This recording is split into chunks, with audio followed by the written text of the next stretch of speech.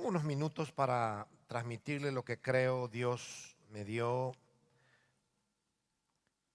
cuando de repente estoy por allí caminando, cocinando, arreglando o en la oficina o en el coche y de repente escucho una palabra en mi espíritu de algo que quiero transmitir. Ya sé que es el Espíritu Santo, me cojo el móvil, pongo la nota y empiezo a anotar 4 o 5 cosas y a partir de allí empieza muchos mensajes que yo prediqué en esta casa y incluso cuando conducía, trabajaba de comercial para una empresa y me iba para el País Vasco, a veces venía esas palabras, entonces lo grababa, me predicaba a mí mismo, ¿verdad? Primer punto decía yo ahí en el coche y me iba predicando y luego llegaba a casa y lo anotaba. Pero esa es una manera que el Espíritu Santo me ha ido enseñando en los últimos tiempos a escucharle. Y entonces cada detalle que voy escuchando, pues lo voy anotando. Y el título de este mensaje es Pacientes, pero diligentes. Pacientes, pero diligentes. Hay una frase que leí por allí, dice, hay que esperar cuando se está desesperado y empezar a andar cuando se tiene que esperar. Parece una contradicción, pero cuando uno lo analiza, cuando uno está desesperado, lo peor que puede hacer es salir a correr a cualquier parte. Hay que esperar cuando uno está desesperado y empezar a andar cuando te dicen que tienes que esperar. Y va un poco hacia allí, aunque apuntamos con el mensaje a estar preparado para la venida de nuestro Señor Jesús. Hacia allí voy a desembarcar, pero quiero arrancar en Salmos 41. Dice, pacientemente esperé a Jehová y se inclinó a mí y oyó mi clamor. Yo creo que podemos aprenderlo de memoria. Como dice, pacientemente esperé a Jehová y él se inclinó a mí y oyó mi clamor. Pacientemente esperé a Jehová, se inclinó a mí y oyó mi clamor. El ser paciente es una virtud que se aprende en el día a día. Nadie nace paciente, tolerante, sufrido, manso. Nadie nace así. Nadie. No he conocido todavía, hasta la fecha dice, ¿y tú cuál es tu, en el currículum, cuál es el currículum? Dice, bueno, yo soy muy paciente, muy tolerante, muy sufrido. A mí me da igual cuando me critican, cuando hablan de mí, me da igual. Yo siempre los bendigo, no, siempre tratamos ahí de sacar las uñas cuando no nos vean y a veces incluso cuando nos ven. Entonces, alguien que soporta las dificultades y lo lleva con paciencia es alguien paciente, inclusive dice manso. Una de las explicaciones es ser manso, de modo que pacientemente podríamos traducir mansamente esperé. Ahora, nadie puede decir esto, sobre todo cuando esperamos algo que se nos prometió, lo anhelamos con pasión, pero aún no lo vemos. Ahora, David dice algo que va a enseñarnos en esta primera parte, en estos 5, 7, 8 minutos que me voy a tomar para esto. David dice algo que puede enseñarnos y mucho. Dice, Dios se inclinó a mí. Dios se inclinó a mí. A mí de verdad que esto me desarmó. Porque yo me ubiqué aquí en este púlpito y si yo le voy a dar, por ejemplo, a Angie, luego de enviar el mensajito, ven, te voy a dar algo. Ven. Ven un rato. Le voy a mostrar lo que David está diciendo, ¿verdad? Angie está allí. Bueno, ya no es muy bajita como antes. Ya no crezcas más, ¿sí? Entonces, si yo le voy a dar... No, tú mírame a mí. Sí. Media vuelta. Si yo le voy a dar algo a Angie, ¿qué tengo que hacer? Yo me tengo que inclinar hacia donde ella está. Toma el móvil. Eso es. Y llévalo ahí y no envíes mensaje. ¿Qué hice yo? Me incliné y le di algo. Ahora, en el momento de inclinarme yo me siento o me muestro vulnerable. A mí me pueden empujar. Yo no tengo defensa en el momento en que yo me inclino.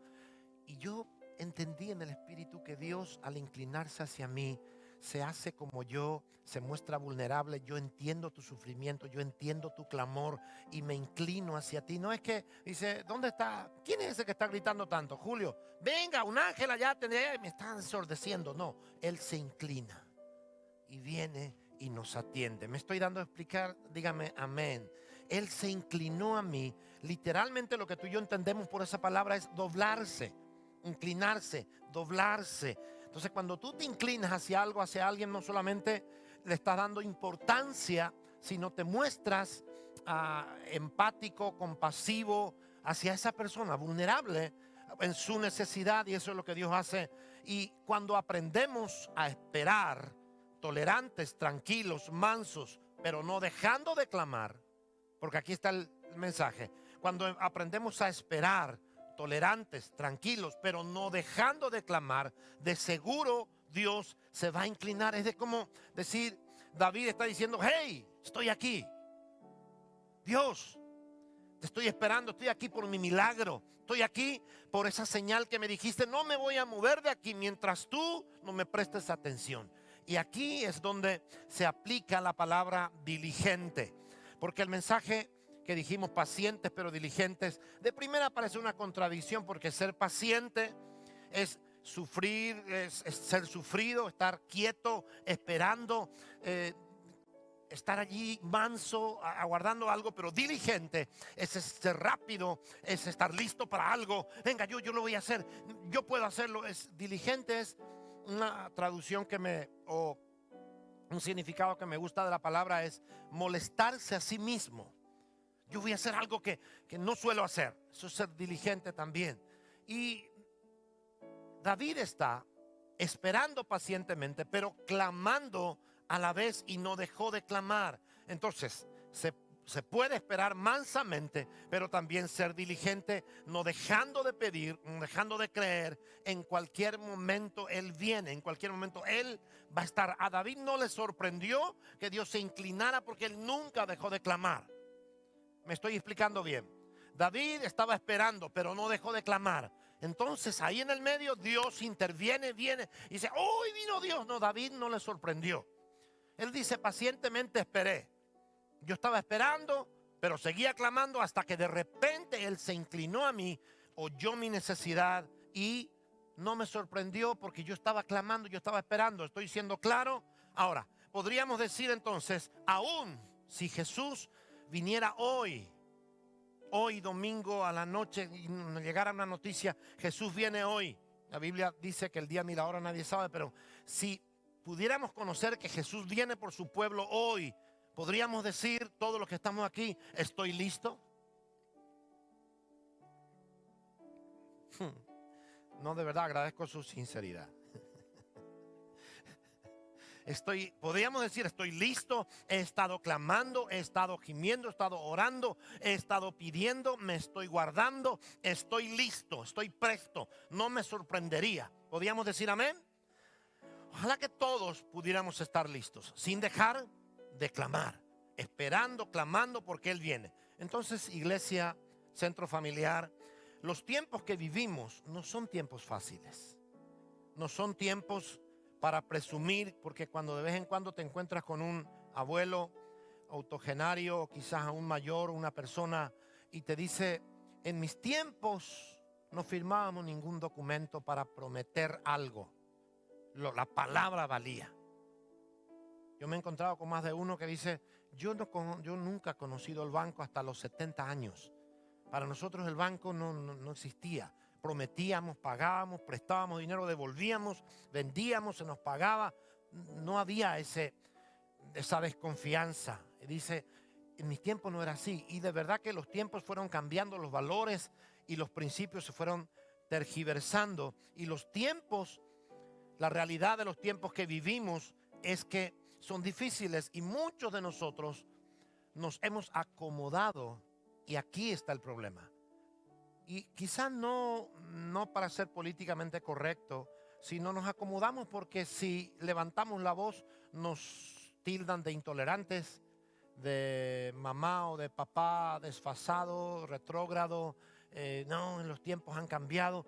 Hay principios que nunca cambian, y uno de los principios de la iglesia es que Jesucristo viene por un pueblo, viene por una iglesia y Él viene a buscarnos. Diga conmigo, amén.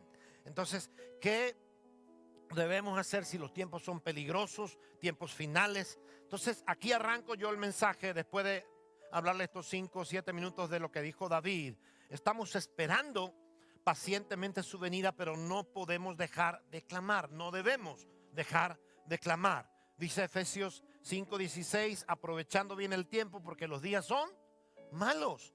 Segunda de Timoteo 3:1 dice, también debes saber esto, que en los postreros días vendrán tiempos peligrosos. Mateo capítulo 24, 1 al 3 dice, cuando Jesús salió del templo y se iba, se acercaron sus discípulos para mostrarle los edificios del templo. Respondiendo él les dijo, ¿veis todo esto?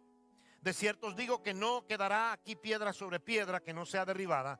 Y estando él sentado en el monte de los olivos, los discípulos se le acercaron aparte diciendo, dinos, ¿cuándo serán estas cosas?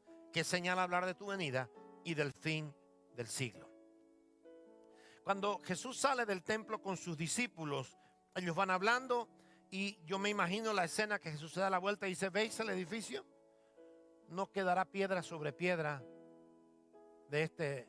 Y claro, eso les sorprende porque para los discípulos de aquel entonces es un edificio emblemático. El templo de Herodes era una majestuosidad.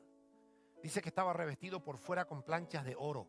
O sea, el sol reflejaba hasta cientos de kilómetros. Eran hechos de mármol blanco, hasta 3 metros de ancho de mármol puro, macizo, 12 metros de altura. Eso lo habían hecho una obra majestuosa. Y claro, ellos, ese era el centro religioso. Ellos venían allí cada año, no una sola vez, sino a ofrecer ofrenda a la fiesta del Sukkot, de las primicias, del tabernáculo, todo ahí. Ese era el centro. Y de repente Jesús dice, no quedará piedra sobre piedra. Y por supuesto eso asusta. Entonces llegan a un sitio y ellos preguntan, dinos cuándo serán estas cosas. Hay 3 preguntas ahí. Entonces, la primera es, ¿cuándo serán estas cosas? Y la primera se cumplió ya en el año 70 después de Cristo. Algo que parecía increíble.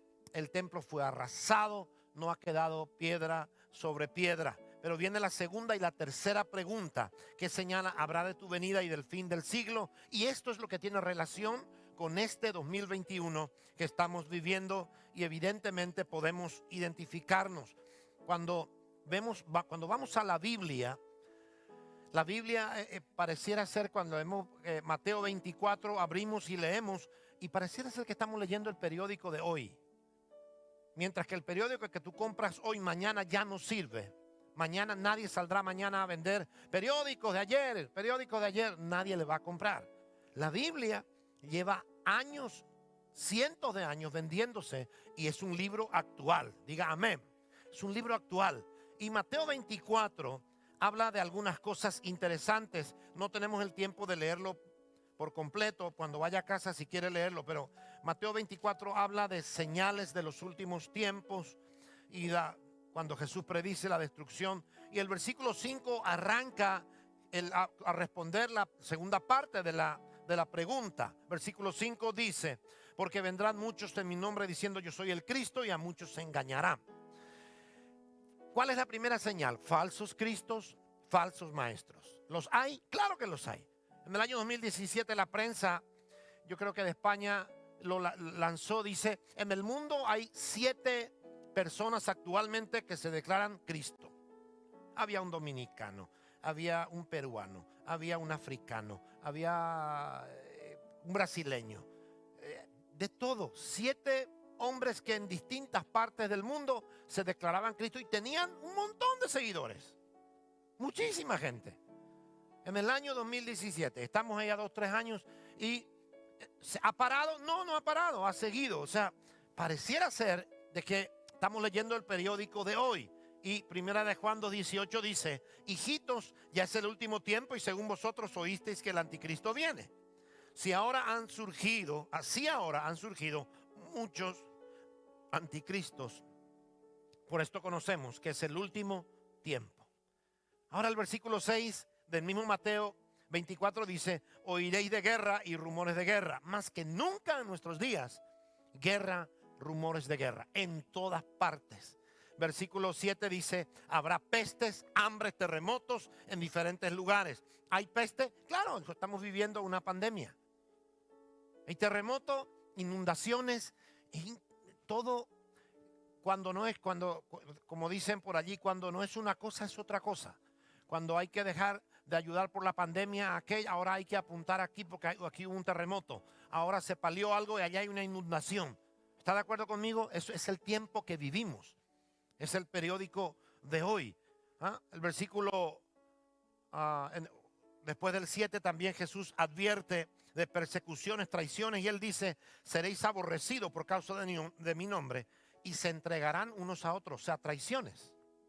Se van a traicionar hermanos con hermanos, van a hablar mal el uno del otro, y unos a otros se aborrecerán.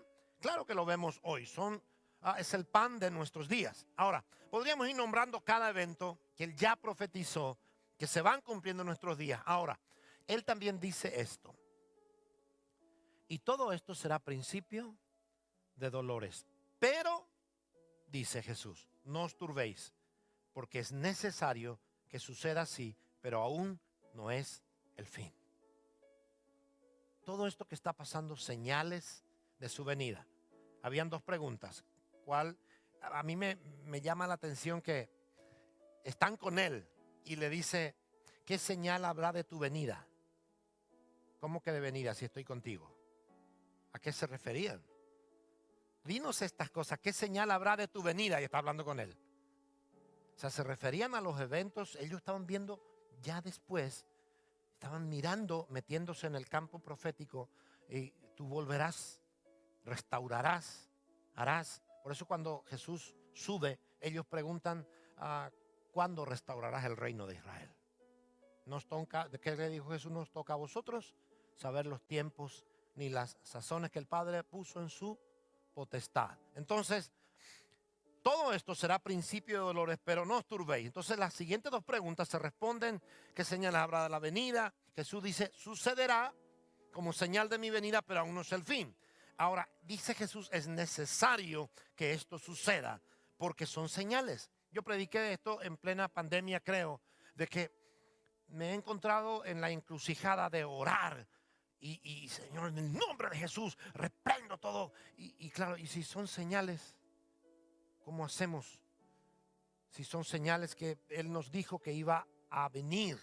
Lo único que a partir de allí, yo creo que fue hace ya como 6 o 7 meses que me vi en esa disyuntiva de direccionar mi oración. Y entonces, Señor, guarda a tu pueblo, levanta un viento, saca, Señor.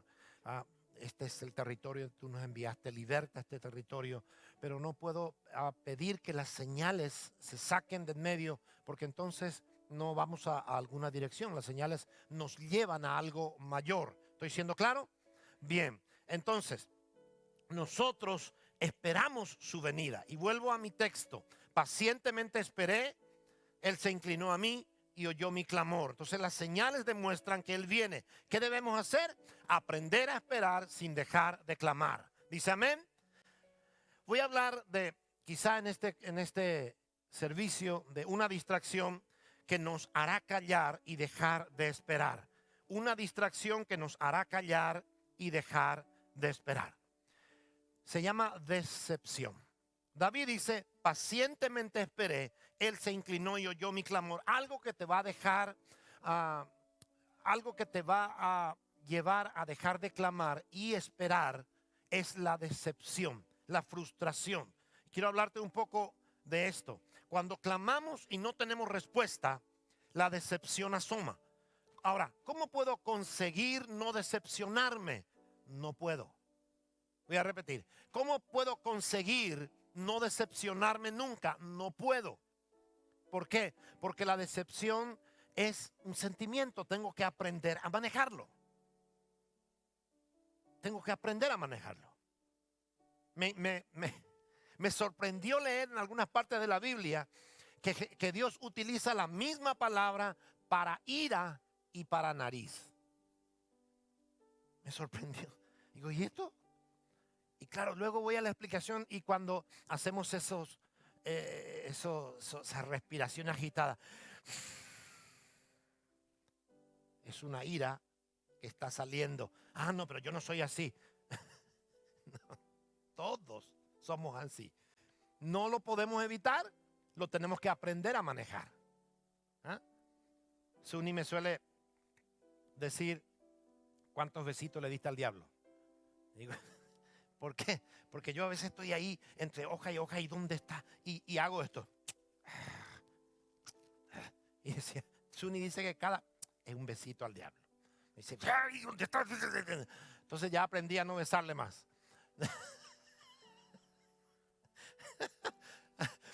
Se está riendo porque también lo hace. Entonces la decepción no va a abandonarnos. Vamos a aprender a manejarlo, porque la decepción es un sentimiento, una insatisfacción que surge cuando no se cumplen ciertas expectativas.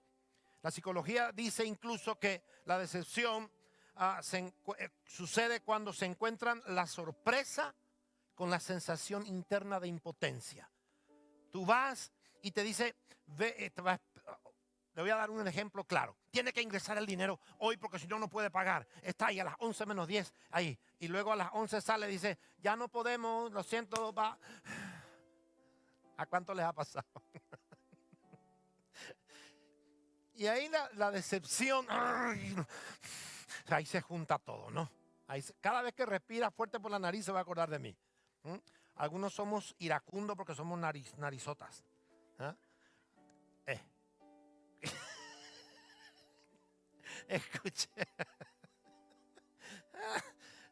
Entonces, la sorpresa se encuentra con la sensación interna de impotencia. ¿Qué es? Esperabas algo, te prometieron algo, pero será imposible. Y entonces se asoma la decepción. Entonces, internamente la decepción empieza. Si estás con alguien, te desengañas de alguien. Si estás en un proyecto, no te sale. La desesperanza es una posibilidad o una amenaza. Cuanto más ilusionados estamos acerca de alguien o de algo, más cerca estamos de una decepción. Por otro lado, empezar un proyecto o una relación sin ilusión es descafeinado. O sea, no tenemos, si me estoy explicando bien, ¿verdad? Si yo empiezo una relación, empiezo un proyecto y dije, no, para no decepcionarme, si sale, sale, si no sale, no sale, nadie nos va a apoyar. Pero ponemos toda la carne en el asador y empezamos a ir. Entonces nos arriesgamos a que nos decepcionen. No lo podemos manejar. Va a llegar. Entonces ese momento cuando llegue es donde tenemos que tratar de conducirlo. Hay algo que debemos asumir. Aunque sigamos clamando, orando, aunque sigamos predicando la palabra, a medida que la respuesta no llega, a medida que la promesa se retrasa, aunque quizá a veces esté muy cerca, pero no llega, de la misma manera habrá enemigos que nos quieran sacar de ese sitio de clamor. Pacientemente esperé, seguí clamando y Él se inclinó a mí. Pacientemente esperé por mi casa, mi familia, mi proyecto, mi matrimonio, mis hijos. Pacientemente esperé, pero a medida que vamos esperando pacientemente, a medida va a venir llegando enemigos que nos querrán desengañar de aquel Dios que nos dio la promesa. Génesis capítulo 15, versículo 11 dice, y descendían aves de rapiña sobre los cuerpos muertos y Abraham las ahuyentaba. Versículo 12, mas a la caída del sol sobrecogió el sueño a Abraham y aquí que el temor de una grande oscuridad cayó sobre él. Muy bien, ¿cuál es el panorama de Abraham? ¿Qué lo trajo aquí? ¿Por qué Abraham está aquí cansado, agotado, reprendiendo, matando aves de rapiña? ¿Y por qué está aquí? ¿Qué le trajo? Una visión y una promesa. ¿Qué te lleva a esos sitios donde ya no aguanto más, ya no puedo más? ¿Qué te lleva? Cuando estés así, piensa, ¿qué me trajo aquí? ¿Confiar en Dios, en su palabra? ¿Confiar en la promesa de Dios? Pues entonces voy a permanecer aquí. ¿Está conmigo? Diga amén. ¿Qué le llevó a Abraham? Una visión y una promesa. Dios le dijo, no temas, Abraham, yo soy tu escudo y tu galardón será sobremanera grande. La historia está en todo el capítulo 15 del 1 al 21. Yo solo voy a tocar versículos que luego en casa lo puede leer. Dios le dice, no temas, Abraham, yo soy tu escudo, tu galardón será sobremanera grande. Entonces Abraham reclama, Señor, ¿de qué me hablas? No tengo hijos. Ese criado que está en casa, ese me va a heredar. Y tú me estás diciendo, tu galardón será grande y tu descendencia. No me hables más si no me das hijos. Abraham justificadamente presenta su reclamo. Ahora Dios le entrega la promesa. Le dice, no te heredará este. Literalmente le dice, sino un hijo tuyo será el que te heredará. Y lo llevó fuera y le dijo, mira los cielos y cuenta las estrellas, si las puedes contar. Y le dijo, así será tu descendencia. Entonces Abraham, según Génesis, decide creerle a Dios. Literalmente dice, y Abraham creyó a Dios y le fue contado por justicia. Él decide creerle algo humanamente imposible. Él ya era un hombre de edad. Dice, así será tu descendencia. Él decide creerle a Dios, creyó a Jehová. Ahora, una visión, una promesa, abrazar esa promesa y creerle a Dios, ¿qué hace? Activa la fe. La fe empieza su obra, pero la decepción estará esperando a la vuelta de la esquina. ¿Por qué? Porque Dios no viene a veces en el horario que nosotros queremos. Ahí está, Él está cansado, agotado. Escuche lo que le voy a decir. Cuando tú abrazas una promesa, cuando tú y yo abrazamos una palabra profética, la esperanza y la expectativa son dos realidades, son dos hermanas que van a venir a tu casa, a menudo con mensajes diferentes. La expectativa te va a decir, podría ocurrir, aunque no sabemos cómo está la situación. Es la expectativa. La esperanza te va a decir, venga, sigue creyendo, vamos a creerle a Dios. Porque algunos están con expectativa de que la expectativa podría ocurrir algo. No, la esperanza dice, no, yo sé si Dios lo habló. ¿Por qué? Porque la fe, ¿qué era la fe? La certeza de lo que sé, espera. Quiere decir que la fe sabe esperar. La certeza de lo que sé, espera. Entonces la expectativa es una cosa, la esperanza es otra, pero a menudo vienen con mensajes diferentes. La expectativa te dice, bueno, la situación no está bien, pisa tierra, cuidado. La esperanza dice, venga, creámosle a Dios que esto es posible. ¿Está conmigo? Diga amén. Entonces la expectativa, esperemos que Dios nos responda. Aún no sabemos. Y la esperanza dice, Dios va a responder. Pacientemente voy a esperar, seguiré clamando, Él va a venir. ¿Está conmigo? Diga amén. Entonces, Génesis 15:8, Abraham pregunta, Señor Jehová, ¿en qué conoceré que la he de heredar? Y Dios dice, tráeme una becerra de 3 años, una cabra de 3 años, un carnero, una tórtola y un palomino. Todo estaba listo. Trajo a Abraham todo, puso su fe, su expectativa, su promesa, su esperanza en la promesa del Señor. ¿Qué faltaba? Que Dios respondiera, pero se tardaba. Versículo 11, capítulo 15, dice, y descendían aves de rapiña sobre los cuerpos muertos, y Abraham las ahuyentaba. Mas a la caída del sol sobrecogió el sueño a Abraham, y aquí que el temor de una grande oscuridad cayó sobre él. A medida que Abraham puso su fe en marcha, a medida que Julio, a medida que Marcos, que Juan, que María, ponga su nombre ahí, a medida que Julio pone su fe en marcha, las aves de rapiña visitarán esa palabra profética. Van a visitar y van a intentar apartarte de allí. ¿Quién se encargó en esta lección de echarlas fuera? El mismo Abraham. Esas aves vienen ¿para qué? Para desanimar, para decepcionar. No que Dios cumple con otros, contigo no. ¿Qué están buscando? Que abandonemos. Es lo que busca la decepción, que ya no sigas clamando, que bastante has esperado, que no viene, que no vendrá.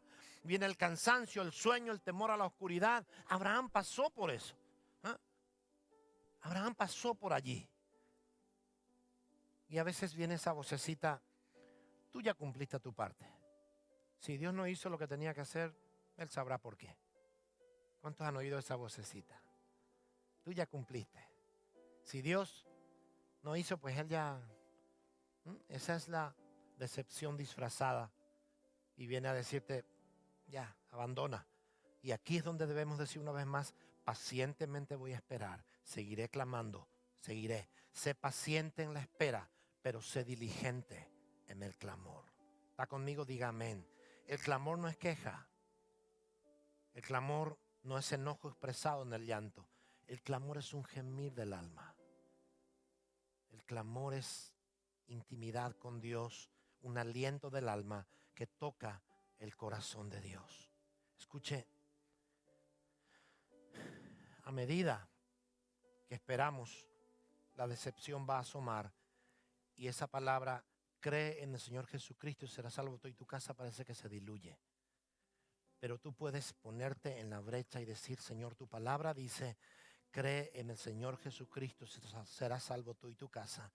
Y yo declaro, yo y mi casa serviremos a Jehová y estaré aquí, yo voy a estar aquí. Señor, por mis hermanos que no están firmes, por mis parientes que están allí descarriados, yo seguiré clamando. Por mí mismo incluso, por mi vida incluso, seguiré clamando. No voy a levantarme. Dice amén.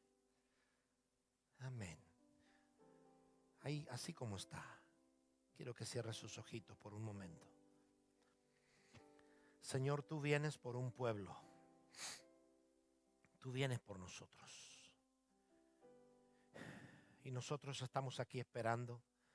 Muchos de nuestros compañeros, amigos, han dejado de clamar. Esperamos tu retorno, pero ellos se cansaron y están en algún momento distraídos. Algunos por decepción, otros por querer probar otras cosas y otros porque fueron desengañados de personas. Arrancaron una relación, un proyecto con ilusión y se quedaron a medio camino. Señor, las señales nos indican que tú vienes. Las señales nos hablan de que tú vienes. Y yo quiero en esta mañana, en el nombre de Jesús, advertirme a mí mismo y advertir a este pueblo. Sigamos clamando. Sigamos orando por esa casa, por esa familia, por ese matrimonio. Sigamos orando por nuestros padres, por nuestros hijos. Sigamos orando por la célula. Sigue clamando, iglesia. Sigue clamando. Dios está desarrollando un carácter de intercesor en nosotros. Muchas cosas no vemos aún, pero sí que lo vamos a ver. Sí que lo vamos a ver. No permitas que la expectativa te diga, y bueno, podría ocurrir. La esperanza viene para decirte, venga, esperemos que Dios viene. Esperemos que Dios va a cumplir. Amén. Aleluya. Quiero que se ponga de pie. Vamos a participar de la cena del Señor. Acuérdese que la decepción no va a poder evitar. Solo tiene que manejarlo. La próxima vez cuando da un suspiro porque alguien le decepcionó, simplemente diga no. Voy a seguir pacientemente esperando, clamando. Él se va a inclinar. Amén. Él lo va a hacer. A lo mejor ya lo hizo con otro. No es para que te quejes. Es para decir, ve que Dios lo está haciendo. El siguiente puedo ser yo. Amén.